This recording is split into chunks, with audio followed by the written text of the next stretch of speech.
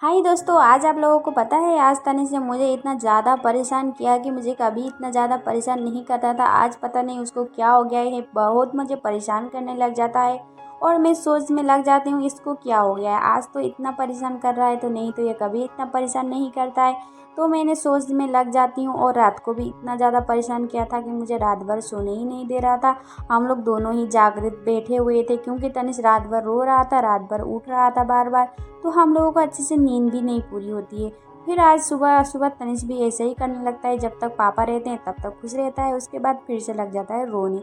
तो मैं सोच में पड़ जाती हूँ तनिष को हो जाता है तो क्या हो गया है। तो अभी क्या कर सकते हैं, उसको तो बहलाना फुसलाना तो पड़ेगा ही क्योंकि मैं ही हूँ और तनिष ही, ये दोनों ही हैं हम घर पर।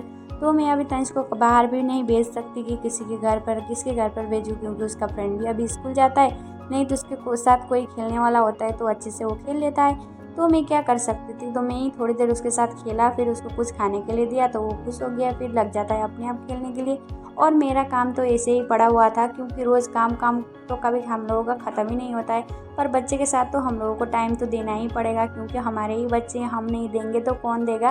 फिर उसके बाद मैं फटाफट से करती हूँ, अपना काम पे लग जाती हूँ और मुझे तनिष को भी देखना है, उसको उसके साथ भी थोड़ी देर बहुत खेलनी है और मुझे खाना भी बनाना है। दोपहर का टाइम हो चुका था और खाना बनाने में थोड़ा टाइम भी हो चुका था, लगभग अभी देर तो नहीं हुआ था, फिर भी अभी खाना तो बनाने पड़ेगा, उसके लिए तैयारी भी करना पड़ेगा। और मैंने कुछ भी नहीं किया था, तो मैं पहले बर्तन धो रही थी, जो सुबह का नाश्ता किया था वो बर्तन ऐसे ही पड़ा हुआ था। तो मैं फटाफट करके बर्तन वगैरह धो रही थी और उसके बाद अभी मैं तनिष को देख रही थी कि तनिष क्या कर रहा है। और ऐसे देखती हूँ तो तनिष अच्छे से उधर खेल रहा था, तो मैं भी खुश हो गई थी क्योंकि आज सुबह से वो बहुत ज़्यादा रो रहा था, तो मुझे बहुत ज़्यादा बुरा लग रहा था और बहुत ज़्यादा टेंशन भी लग रहा था क्योंकि अभी वो काफ़ी ज़्यादा पतला भी हो चुका था। क्योंकि क्या हो गया है पता नहीं, उसको 4-5 दिन से ऐसे ही हो रहा है, लगातार वो रात को रोता है, उठता है, सोता है नहीं अच्छे से। उसका मेडिसिन भी चल रहा है पर फिर भी क्या हो गया उसको पता नहीं है। फिर से उसे डॉक्टर के पास लेके जाना है। फिर उसके बाद मैं लग जाती हूँ दाल को भिगाने के लिए। इतना ज़्यादा टेंशन हो गया था कि मुझे दाल भिगाना ही मैं भूल जाती हूँ। फिर इसके बाद मैं फटाफट करके दाल भिगा लेती हूँ। दाल भिगाने के बाद अभी मैं उसको थोड़ी देर छोड़ती हूँ, फिर उसके बाद मैं सब्जी में लग जाती हूँ। और आज मैं सब्जी में बनाऊंगी तनिष के लिए आलू भाजी और उसके बाद तनिष के पापा के लिए बना दूंगी बैगन। मैं तो आलू भाजी मुझे बहुत ज़्यादा पसंद है, मैं आलू भाजी ही खाऊंगी, तनिष तो थोड़ा सा ही खाता है। फिर उसके बाद मेरा खाना भी बनकर रेडी हो चुका था। तनिष के पापा को कॉल किया तो उसने बोलने लगे कि मैं आऊँगा थोड़ा लेट, तुम खा लो। तो मैं लग जाती हूँ खाने के लिए और तनिष को भी मैंने खाना खिला दिया। देखिए मैं खाना खा रही हूँ और तनिष कुछ ना कुछ कपड़ा वगैरह फेंक रहा है और उसके साथ खेलते खेलते खाना भी मैं खा रही हूँ।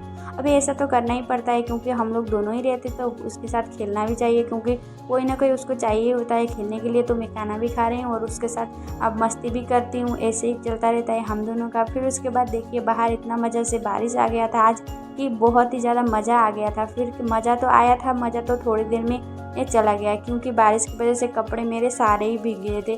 तो अभी सुखाने का जगह भी नहीं, तो मैं क्या करूँ वही सोच रही थी। तो मैं बाहर देख रही थी और देखिए बाहर का सब हमारा बालकनी में पानी सब आ जाता है, क्योंकि पानी यही साइड से आता है। तो पानी सब गीला गीला हो चुका था हमारा बालकनी और मेरा कपड़ा वगैरह सब कुछ भीग गया था। फिर अभी बारी आती है तनिष को सुलाने के लिए। तनिष बहुत ज़्यादा मस्ती करने लग जाता है। आज के लिए